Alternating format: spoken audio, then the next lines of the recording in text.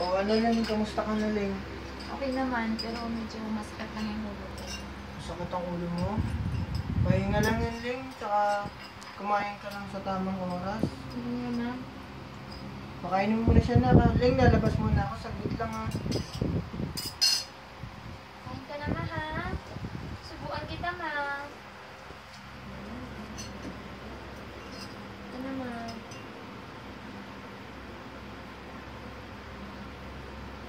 Sarap ba, ma? Oo, Sarap? mama. Paano ka gagaling yan kung di ka kakain? Ma, kumain ka marami, ha? Para mabilis ang pagaling mo, ma. Sarap na. Kain pa, ma.